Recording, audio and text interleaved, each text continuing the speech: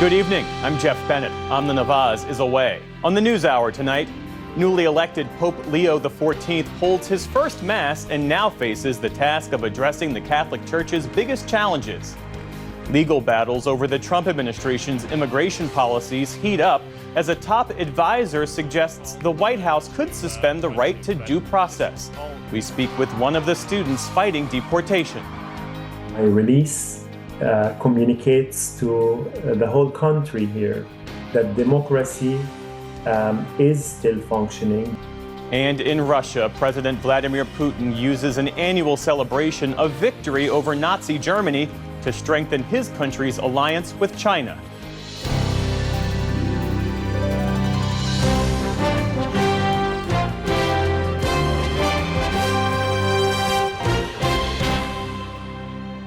Major funding for the PBS NewsHour has been provided by Friends of the NewsHour, including Jim and Nancy Bildner, and the Robert and Virginia Schiller Foundation. The Judy and Peter Bloom Kovler Foundation, upholding freedom by strengthening democracies at home and abroad.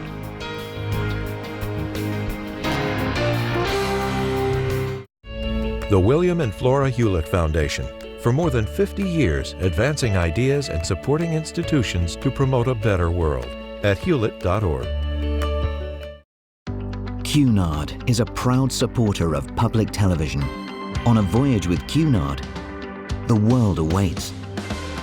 A world of flavor, diverse destinations, and immersive experiences. A world of leisure and British style.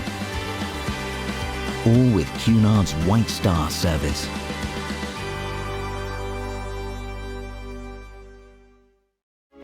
The Charles F. Kettering Foundation, working to advance inclusive democracies.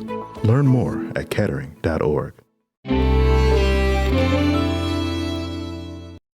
And with the ongoing support of these individuals and institutions.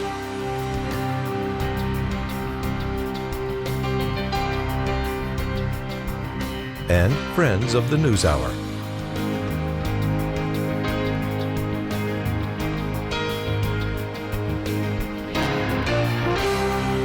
This program was made possible by the Corporation for Public Broadcasting and by contributions to your PBS station from viewers like you.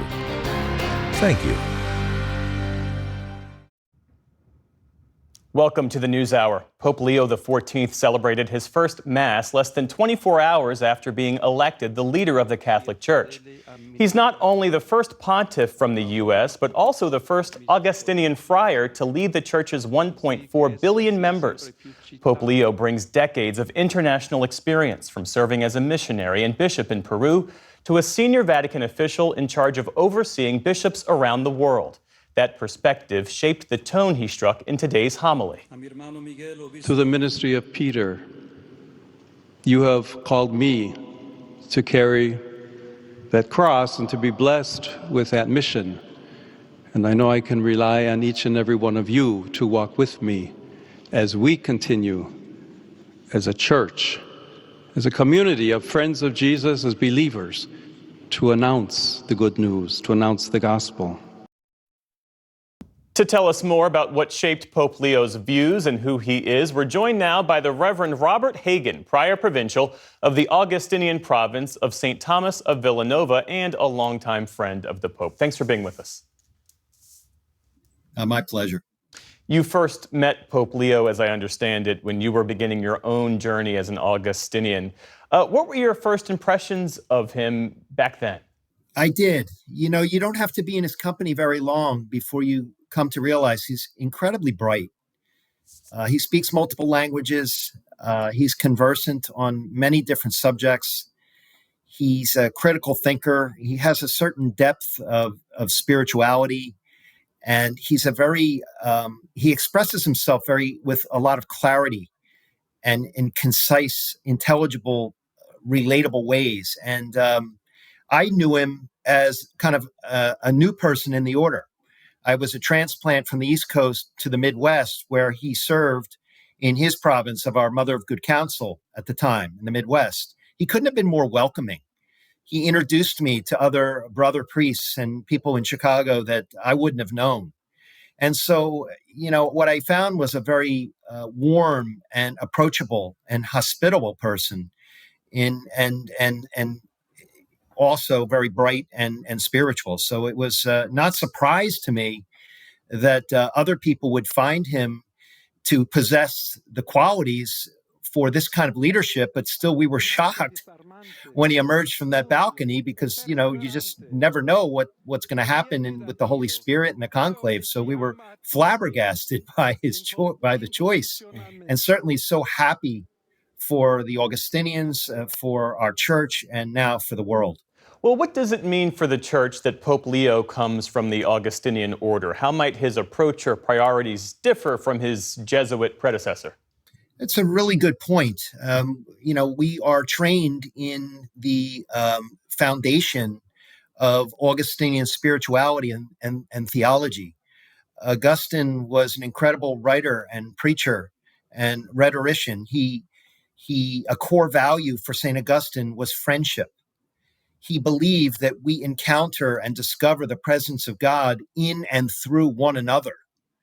And so what you find in Pope Leo XIV, as smart as he is, he's also very much a people person who is approachable, is warm, and has a real passion for the plight of the poor. As you know, he served for 10 years in our missions in Peru. And so there's a certain love and empathy and compassion for the worker, for the laborer. For Augustine, the heart has to engage the mind. It's not enough just to know the law or to know your faith, but to put it into practice and let your love for God be expressed through your love for your fellow brothers and sisters. So I think that's a foundation, a spirituality, a way of living as an Augustinian religious that he will just carry on now in his role as the Holy Father. Did he ever express to you any sense of calling or even ambition to one day be Pope? No, he didn't. I've said to myself and to some others, I don't think he aspired to be Pope. The core principle in the rule of St. Augustine is to love God with your whole heart, your whole mind and soul, and to love your neighbor as yourself. And I think that's simply what he was doing in his role, certainly in the U.S., but later on around the world. He served as a general for our order. He's been to many different countries. He speaks multiple different languages. He is not afraid to immerse himself in other cultures. And so he has just, I think, followed his call to love God and neighbor. And it has led him to all these experiences that really prepared him now for this role. That, we believe that the cardinals were in the conclave, but we also believe that process was driven very much by the Holy Spirit. And so as people of faith, we believe that it was, in fact, the will of God that he now serve in this role. Finally, is there something that the world doesn't yet know about Pope Leo that might surprise or might reveal more about who he is that you can share? I think sometimes, you see leaders and ministers with the garb and all the pomp and circumstance, and we almost treat them like they're not real people. He's an incredibly engaging person. He has a wonderful sense of humor. He has a twinkle in his eye and an appreciation for a good story, and tells a good story. And so I think the humanity and the love to laugh, I think will come through, and people will see that in Pope Leo XIV. The Reverend Robert Hagan, thank you for your time this evening, sir. We appreciate it. My pleasure. Thank you.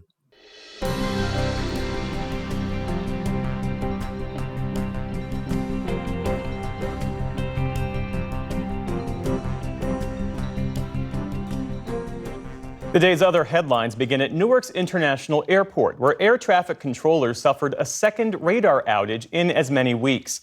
The FAA says the facility in Philadelphia directing planes in and out of Newark went dark for 90 seconds early this morning. That's similar to last week's blackout, which led to hundreds of flight delays and cancellations. The knock-on effects of today's glitch are unclear. It comes a day after Transportation Secretary Sean Duffy announced a multi-billion-dollar proposal aimed at updating the nation's rundown air traffic control system. The Trump administration will soon bring dozens of white Afrikaners to the U.S. as refugees. That's according to multiple documents from the Office of Refugee Resettlement obtained by the NewsHour and a government official familiar with the matter. Roughly 54 Afrikaners are expected to arrive Monday at Dulles International Airport in Virginia. They will then move on for resettlement in 10 states. In a February executive order, President Trump made resettling the South African ethnic group a priority. That's all while the administration has blocked virtually all other refugee admissions. The White House today defended its decision to bring Afrikaners to the U.S. This group in South Africa has faced racial persecution. In fact, the government there has vowed to take away their farmland that they own. And so the president has talked significantly about this. Levitt was referring to a recent South African law that allows the government to seize land from private owners. Its government says no such seizures have yet taken place. Officials also say that granting refugee status to Afrikaners, many of whom are descended from Dutch colonizers, ignores the country's history of apartheid.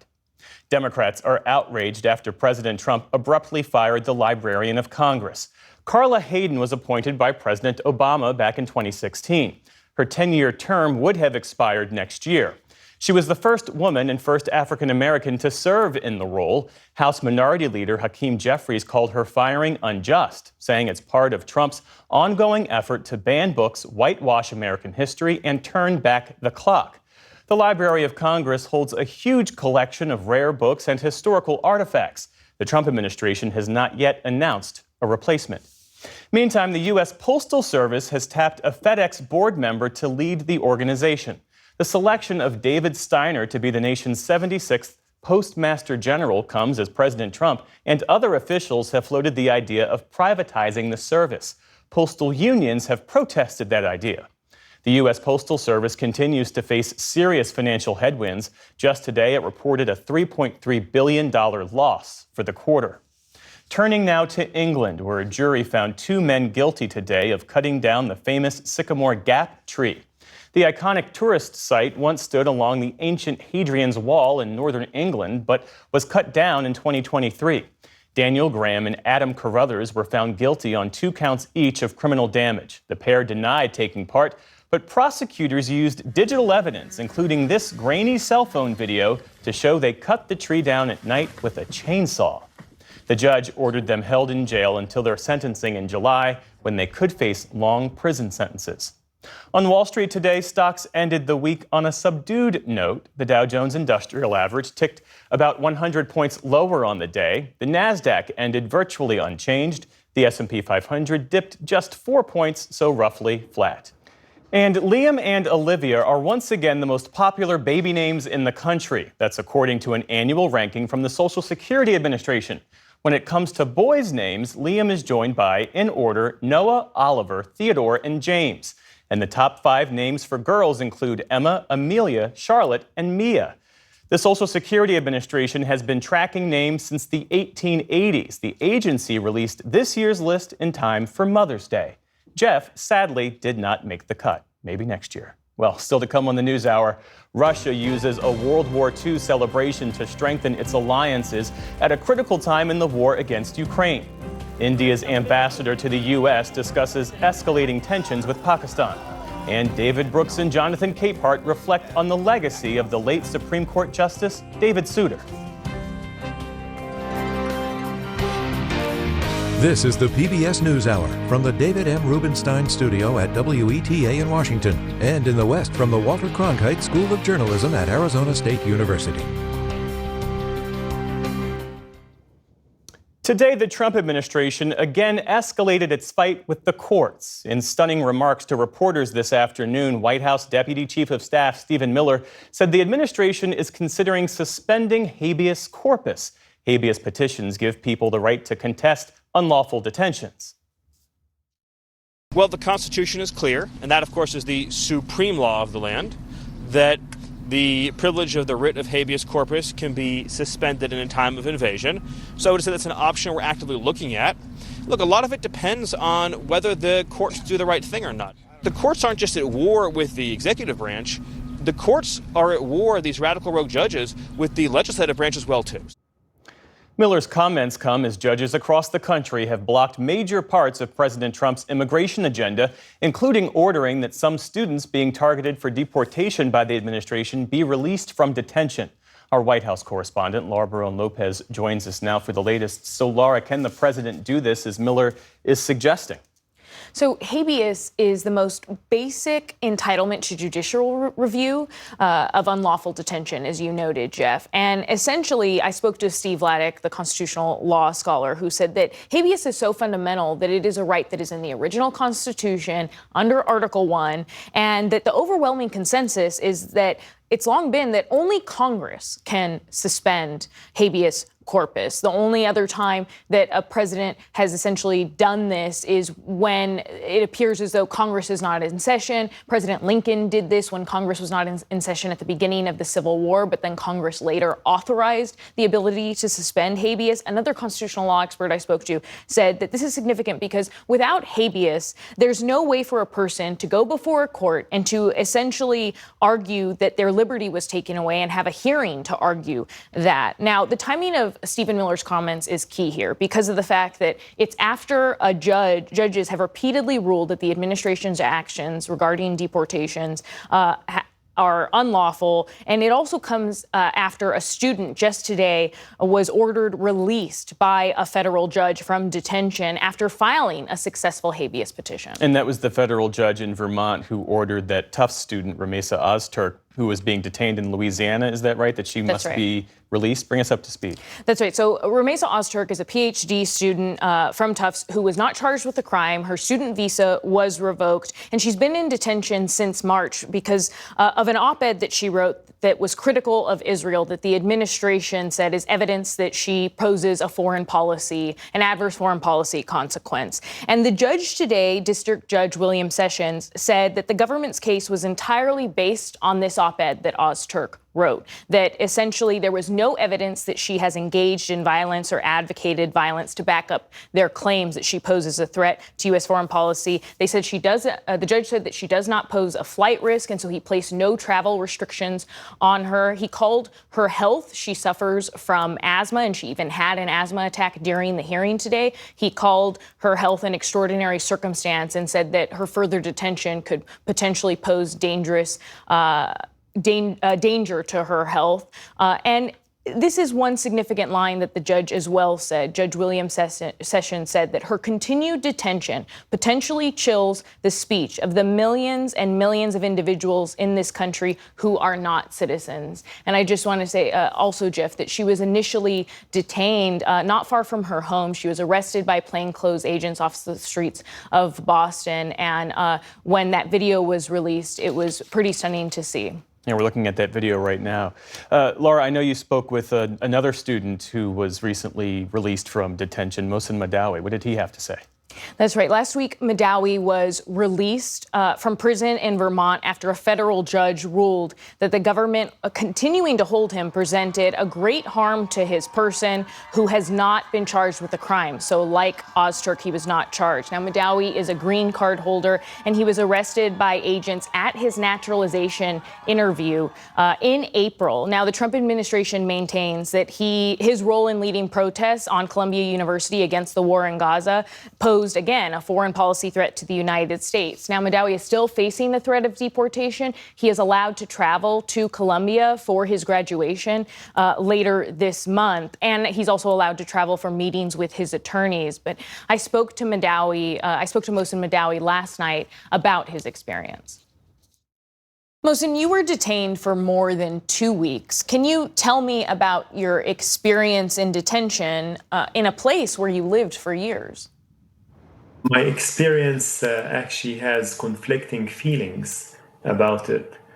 The first one is being grateful for being in Vermont among my community and close to legal support and going through the due process here and through the justice system.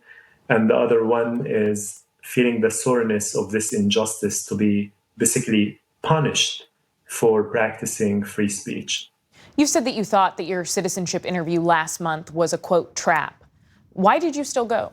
I was torn apart between feeling excited for this interview that I waited for more than a year and being very cautious about the possibility that this interview might lead to my detention. Part of me felt that that there might be people in this system of immigration who see my activism for what it is. That is, it is an activism against war and for peace. On the other hand, I also wanted to take the shot because I knew that being detained in Vermont, if I lined up everything perfectly with my legal team, I could go through the process and fight for my rights and fight for my rights on fair grounds. I would say that I have done everything correctly. I have lived in this country, paid taxes, never committed a crime. I have studied in this country, built the bridges, connected with many communities, and I really wanted to give it a fair shot and see if I can become a citizen. Mohsen, the administration has said that your presence in the U.S. would have serious adverse foreign policy consequences. And in a memo obtained by the New York Times, Secretary of State Marco Rubio went further, saying that your activities could, quote, potentially undermine the Middle East peace process. What's your reaction to their argument? I think it is actually a joke and laughable that they are accusing me of those false accusations. If there is a peace process that they have in mind, let's bring it to the public. Share what is your peace process and come and look at my peace plan that I've developed with partners, Israelis, Palestinians, and Jews, and with professors on campus. My vision for peace is through international law and restorative justice. Their vision is through war. How could you have peace with war? If that is their goal, that means they are not thinking of a peace process. The administration has also said that as part of your protests, you promoted anti-Semitism and have accused you of threatening Jewish people. What's your response to that? I believe that they are gaslighting Americans and Jewish Americans as well. I am one of the people who stood up against anti-Semitism in public, and I have basically denounced an act of anti-Semitism that is recorded on video. I am a person who has deep connection and deep empathy for the suffering that the Jews have gone through over the past decade. I see all human life is equal and deserve equal rights. And this administration obviously does not see it the same way. They are looking at the issue from a supremacist perspective, which is actually a danger to our humanity. That is the threat, not my protests and my free speech. Even this week, we've seen more protests at Columbia, your university. Given your experience, your detainment, and your potential deportation, would you encourage those students to continue protesting?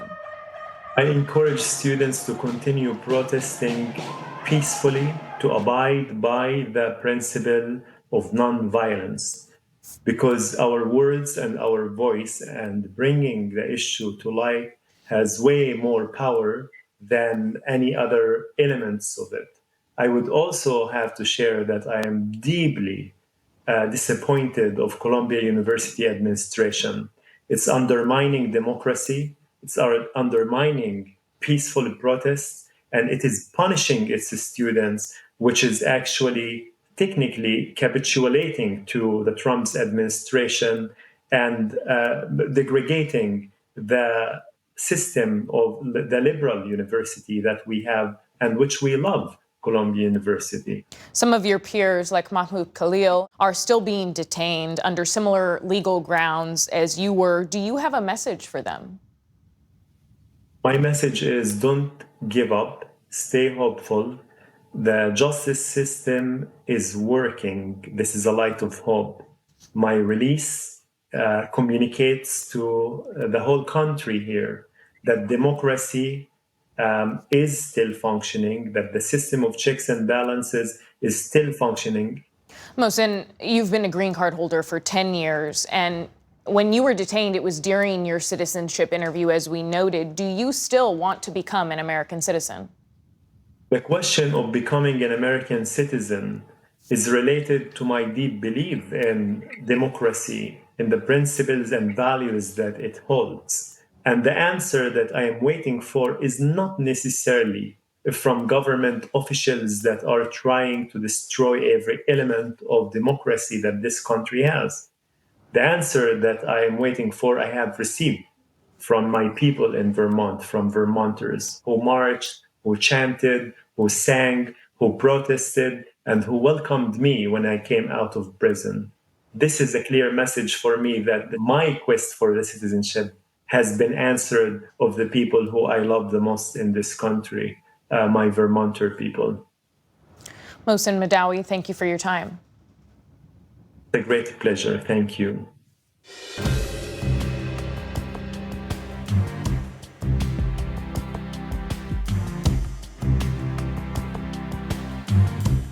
Today, Russia celebrated the Soviet Union's victory over Nazi Germany in World War II in an annual parade that filled Red Square with military hardware and dozens of foreign leaders. Vladimir Putin once again tied Russia's past triumphs to today's war in Ukraine, and he also further tied Russia's fate to that of China. Here's Nick Schifrin. In Moscow today, pomp, pageantry, patriotism, a show of force, from the intercontinental missile carriers of the Cold War to the drones of the Ukraine war. Vladimir Putin's Russia ties what many Russians consider their finest moment, victory over Nazi Germany, to today's confrontation with the West. And on display today, what Moscow considers a new world order, an alliance of autocracies led by the leaders of China and Russia, with the help of North Korea, and nearly 30 visiting leaders to help Putin weaponize the past to justify the present. Russia has been and will continue to be an indestructible wall against Nazism, Russophobia, and anti-Semitism. Truth and justice are on our side. Our whole country, society, and people support the participants of the special military operation.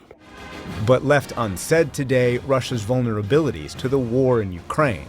The internet here was jammed, and the stage where dignitaries sat reportedly fitted with a roof to stop drones. Earlier this week, Kyiv launched a record number of drone attacks, overwhelming Russian air defense and closing airports as Putin's guests arrived. Yesterday, Putin and Xi Jinping further cemented what they call their no-limits partnership. They released a joint statement pledging to, quote, decisively counter Washington's dual containment of Russia and China, and demanding a Ukraine settlement, quote, eliminate its root causes, which they mutually defined as Western alliances.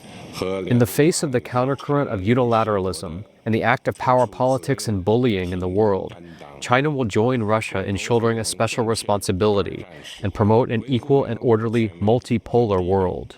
And that just shows that they're standing back to back and supporting each other in this order that used to be an America-centered, and now it's increasingly up for grabs.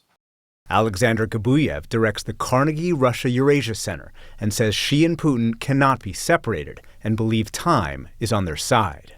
arrival of Donald Trump brings in itself a lot of unpredictability, but also a lot of opportunities for them. Xi Jinping and Vladimir Putin feel very emboldened, and they know that working together is the surest way to deliver this post-Pax Americana, a new multipolar world order where they will be standing tall, dominating their respective regions. And I say, get this stupid war finished. President Trump has piled enormous pressure on Ukraine, but most recently, especially after meeting Ukrainian President Volodymyr Zelensky in the Vatican, he has also pressured Russia. Yesterday, President Trump warned the U.S. could, quote, impose further sanctions. And on Wednesday, Vice President Vance described Russian demands as unrealistic. Right now, the Russians are asking for a certain set of requirements, a certain set of concessions in order to end the conflict. We think they're asking for too much, okay? To that, top Putin aide Yuri Ushakov shrugged. Well, yeah, I guess we are disappointing them. They are also disappointing us, maybe even more than we disappoint them. Vladimir Putin is not interested in a temporary ceasefire because Ukraine can use this time to create facts on the ground. For example, regroup, rearmament. Russia's calculus is that Ukraine is still standing, but it's exhausted. And in a war of attrition, a country with more soldiers, more artillery firepower, and more resources can win over time. Today, European allies tried to buy Ukraine time, providing more aid and creating a legal tribunal to prosecute Putin. And this week, Ukraine's parliament tied its economic future to the U.S., overwhelmingly approving a deal where Ukraine will split future minerals, oil, and gas profits with the U.S. But Putin believes he can outlast Western support for Ukraine and Western sanctions on Russia, says Gabuyev. Next decade, Vladimir Putin definitely has the problem, but you will need to carry Ukraine forward for the next decade. And the question is whether Ukraine has this time. And I think that the answer is no. Russia does face economic and military headwinds, but overall, Putin and the war maintain public support as he organizes Russian life around past sacrifice and confrontation with the West. For the PBS NewsHour, I'm Nick Schifrin.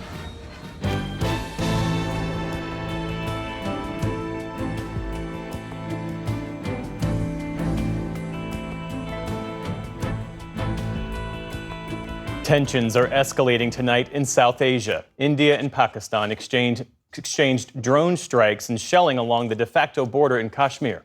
Explosions heard in India-administered Kashmir as India accused Pakistan of launching drone attacks for a second straight night. Pakistan has denied using drones but vowed to retaliate against Indian airstrikes earlier this week that hit several Pakistani cities, killing more than 24 people. India says those strikes were aimed at terrorist infrastructure in response to a terrorist attack last month in Indian-administered Kashmir that killed 26 people. We spoke earlier this week with the Pakistani ambassador to get India's perspective. We're joined now by India's ambassador to the U.S., Vinay Quatra. Mr. Ambassador, thank you for being here. Thank you for hosting me. Thank you very much. And starting with some breaking news, we have confirmation from Pakistan's military this evening of Indian missile strikes on Lahore and Rawalpindi. What more can you tell us about that? Yeah. Look, I don't know what is the basis on which the Pakistan side is sharing this information, but I would rather not speak to the operational details.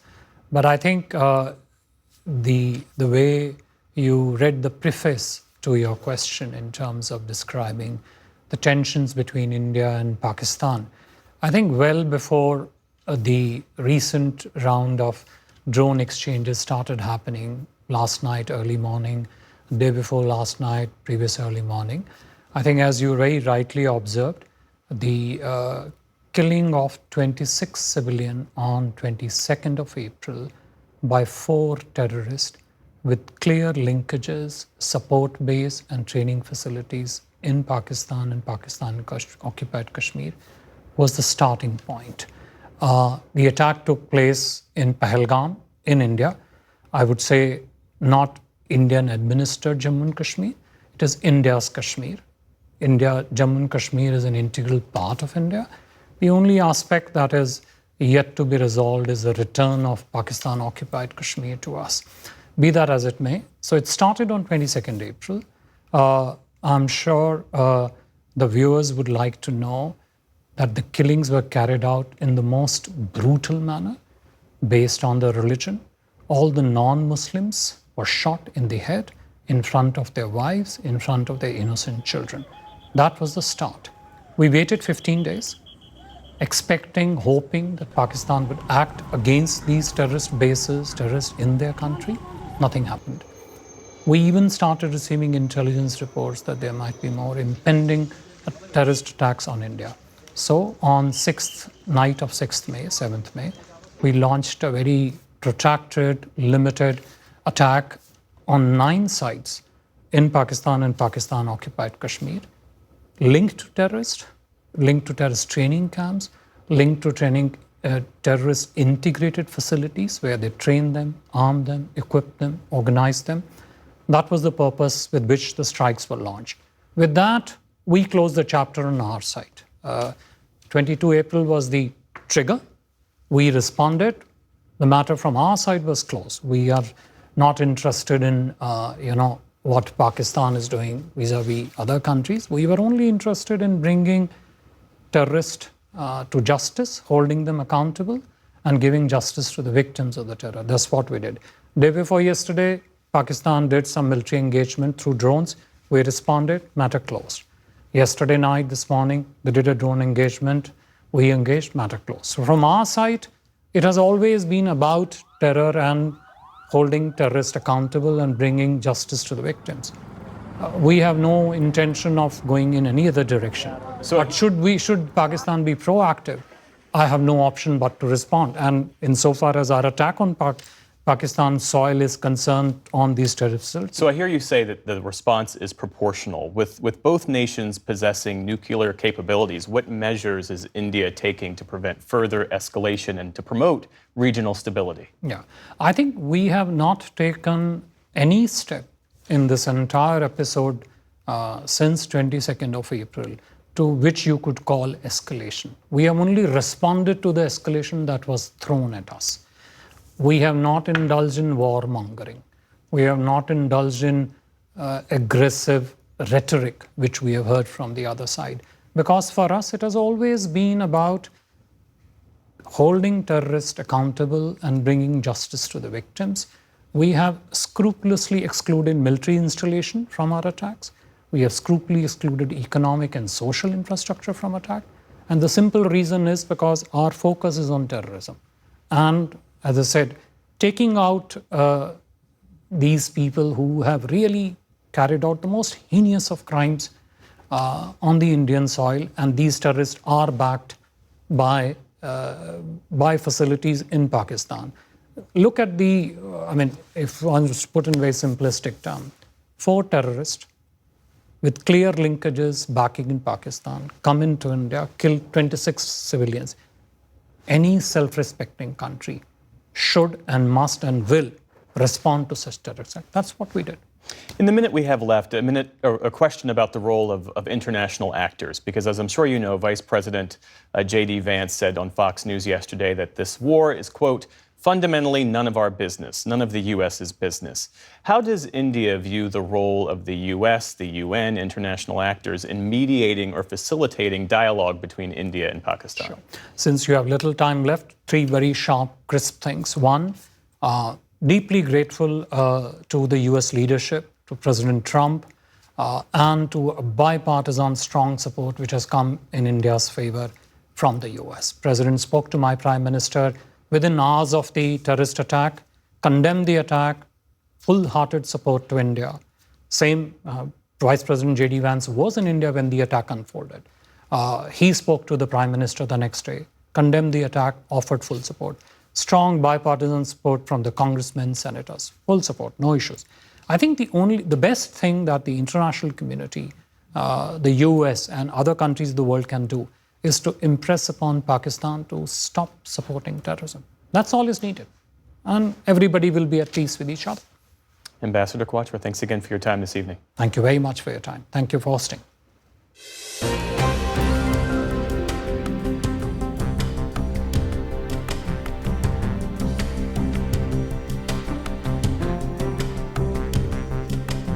Retired Supreme Court Justice David Souter, who spent nearly 20 years on the nation's highest court, has died. Chief Justice John Roberts praised Souter in a statement today, saying he served the court with great distinction and brought uncommon wisdom and kindness to a lifetime of public service. Souter was a critical figure in several key battles in the court over issues like abortion and the 2000 presidential election. William Brangham has this remembrance. After ascending to the nation's highest court, Justice David Souter quickly turned from a great hope for conservatives into a judge who sided most frequently with the court's liberals. And because of it, he inspired a Republican rally cry, "No more Souters." He grew up in a small New Hampshire town and carried that Yankee upbringing with him to Washington, according to a former law clerk, Noah Feldman.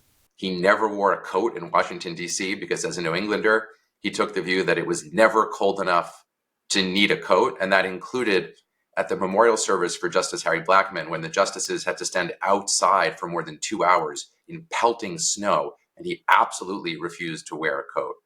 From Harvard Law, Souter became a prosecutor, and then his home state's attorney general.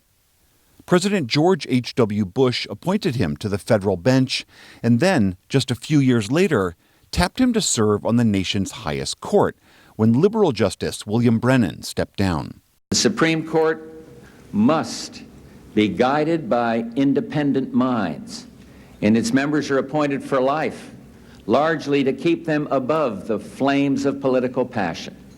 Despite having little national profile, his fellow New Hampshireite, Bush's chief of staff John Sununu, assured conservative skeptics of his bona fides. And Souter was confirmed 90-9, but he quickly angered some of his Republican backers. In 1992's Planned Parenthood v. Casey, Souter joined the court's moderates to uphold abortion rights nationwide.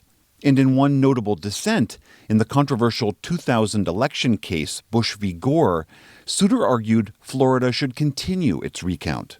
The biggest mistake that people made about David Souter was thinking that somehow he was a conservative when he went onto the court and then magically became a liberal. In fact, Justice Souter was hiding in plain sight the whole time. He believed that the Constitution was not a dead document that should be interpreted according to what people thought 200 and some years ago, but rather was a document that needed to be interpreted in the light of our changing needs and circumstances. Months after President Obama took office, Souter announced his decision to retire and move back home to New Hampshire. Justice Sonia Sotomayor took his place on the bench.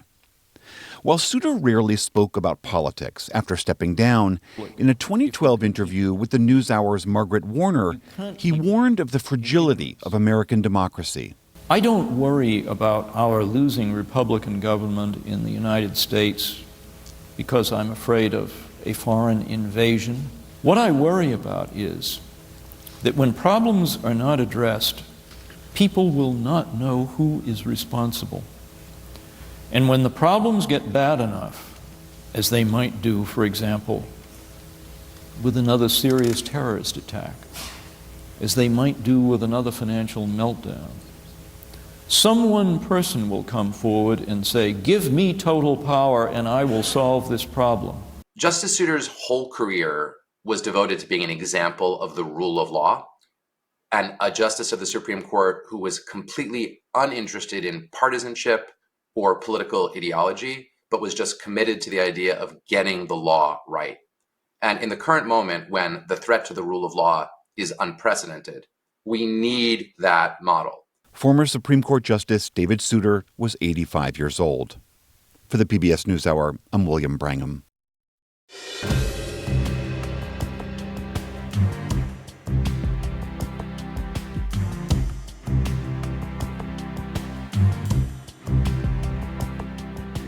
From the election of the first American Pope to the Supreme Court justices, some of them defending an independent judiciary, lots to discuss tonight with Brooks and Capehart.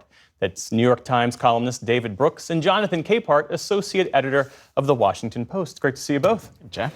So the election of this new pope, the first American pope, provides a fresh lens to discuss the influence of religion on our politics, especially Trumpism.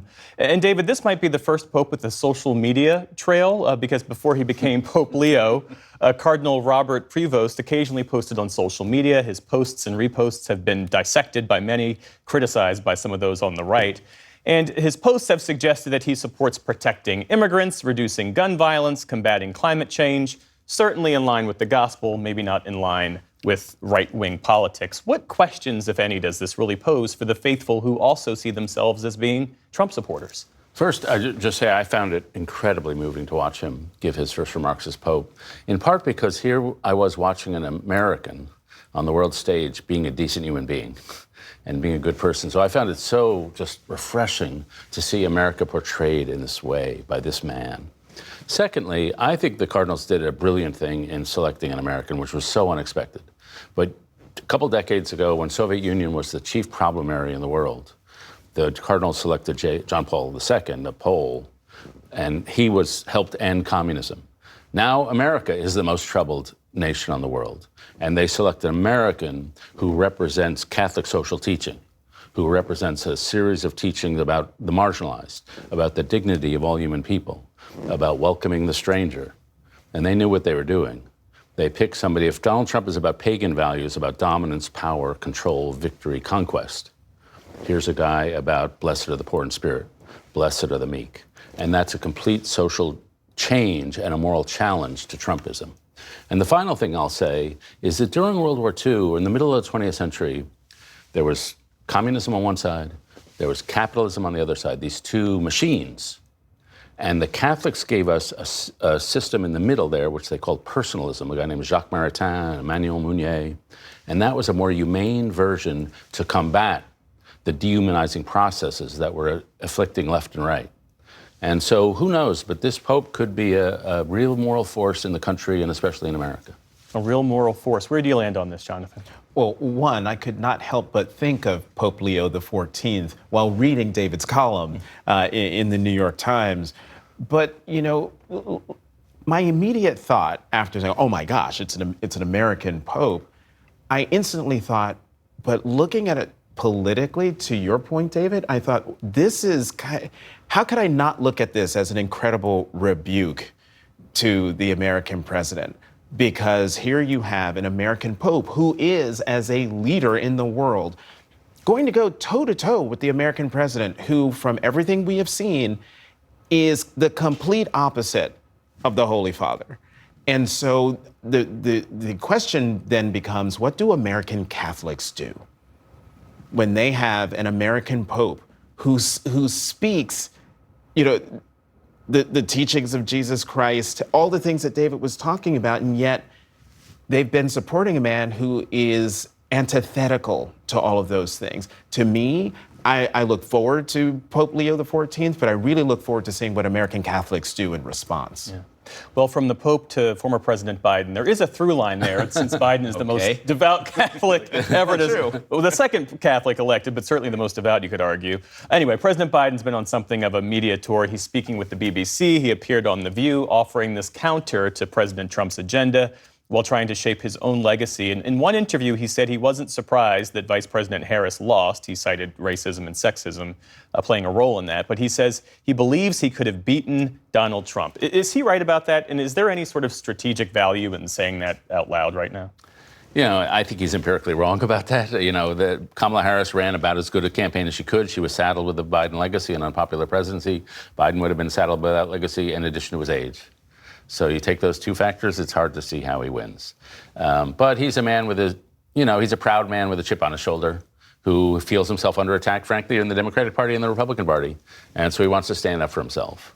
I would only counsel him, as someone who's a longtime admirer of Joe Biden, is that what we want from our presidents is not more politics. What we want from our presidents is somebody who's post-politics, who can speak to us from a higher level, not in the partisan mud. And Jimmy Carter did that. I think George W. Bush has done that through his painting. You know, you do a book of paintings about immigrants, you do a book of paintings about veterans, you've expressed a set of values without being political. And if Joe Biden ever called me to say, what should you do with the post-presidency, which is probably not going to happen. You never know. You never know. And I would say, be post-political, rise above it, and don't get back in. Don't try to fight old battles. Well, the former president said he's trying to figure out a way that he can be, what did he say? Figure out the most significant and consequential role he can play moving forward. So where could he have the most impact, do you think? I think he could have the most impact by just speaking the truth vis-a-vis what's happening right now. I mean, I think one of the things that the president did, I watched his interview on The View, he defended his record. And there's a significant record to defend, especially now that we're more than 100 days into a second Trump presidency, all the things that have run counter to that. But there's one thing that we have to remember. There's a book coming out on May 20th that is going to cast a very negative light on the Biden presidency, the people around him, and what the authors allege they did to, quote unquote, cover up something involving the president's health and his mental acuity. Going on the BBC, going on The View, doing these extensive interviews is basically a pre-buttal. Say, you think there's something wrong with me? I'm sitting here, I'm talking, I'm defending my record. You can ask me whether I think I could whether I could have beaten Donald Trump. Of course he thinks he could have beaten Donald Trump. He's the only person in America who has actually done it. And so I just wish folks in our profession would just stop asking the man that question and get him to talk about the things he did and how they're being eroded by his successor. In the time that remains, let's talk about these public remarks from the Supreme Court justices defending the role of the judiciary. First, we have Justice Ketanji Brown Jackson. She warned that attacks on judges undermine democracy. She says across the nation, judges are facing increased threats of not only physical violence, but also professional retaliation just for doing our jobs. And the attacks are not random. They seem designed to intimidate those of us who serve in this critical capacity. Justice Sonia Sotomayor addressed a gathering of the American Bar Association, and she said our job is to stand up for people who can't do it themselves. We need trained and passionate and committed lawyers to fight this fight. For me, being here with you is an act of solidarity. Add to that, Chief Justice John Roberts, he did a fireside chat in his hometown. Here's what he had to say. But in our Constitution, judges and the judiciary is a co-equal branch of government. Its job is to obviously decide cases, but in the course of that, check the excesses of Congress or of the executive, and that does require a degree of independence. And yet you could argue that the Roberts Court afforded Trump a shield against prosecution for crimes in office, elevating him to a king-like status above the other branches. What do you make of all this? Yeah, I mean, people have different interpretations about executive power, and I think this court has decided the executive controls the executive branch, but that doesn't mean this court believes the executive controls the whole government, and they clearly don't. I've had a lot of conversations over the last few weeks. How bad are things? Are we hanging on there and our institutions holding up, or are we over the waterfall and we're just in free fall?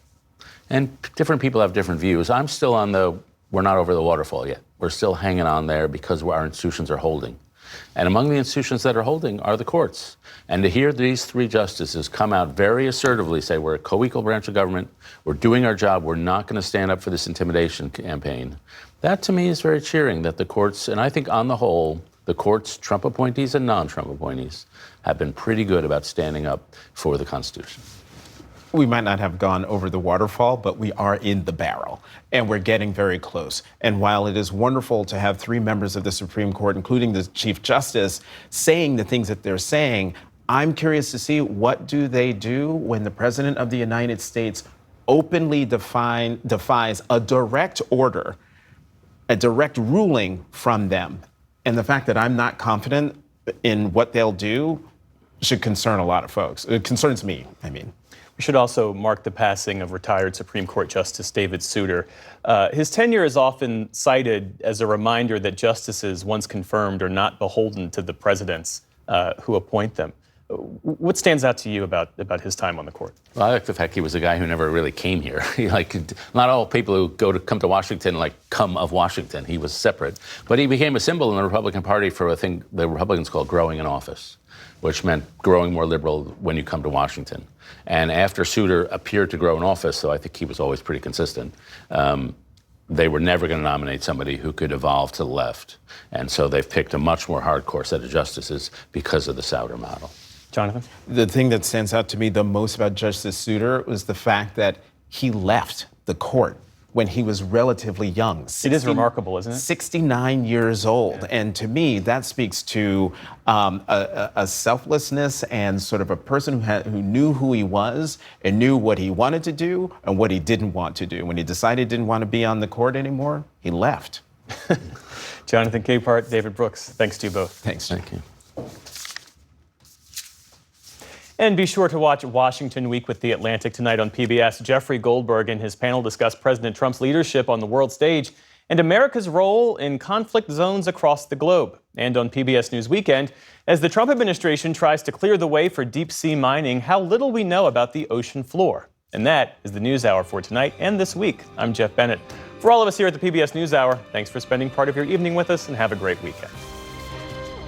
Major funding for the PBS NewsHour has been provided by the ongoing support of these individuals and institutions, and friends of the NewsHour, including Kathy and Paul Anderson, and Camilla and George Smith.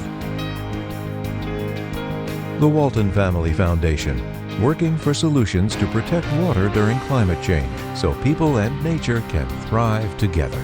Certified financial planner professionals are proud to support PBS NewsHour. CFP professionals are committed to acting in their clients' best interest. More information at letsmakeaplan.org. A law partner rediscovers her grandmother's artistry and creates a trust to keep the craft alive. A Raymond James financial advisor gets to know you, your passions, and the way you enrich your community. Life well planned. The John S. and James L. Knight Foundation, fostering informed and engaged communities. More at kf.org.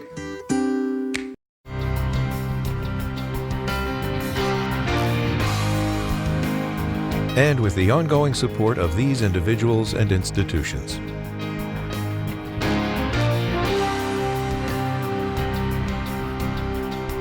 And friends of the NewsHour.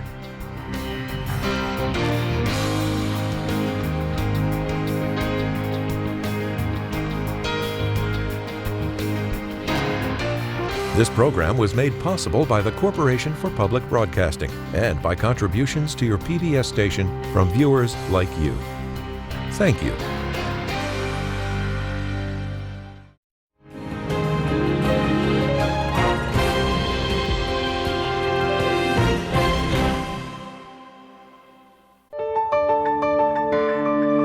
You're watching PBS.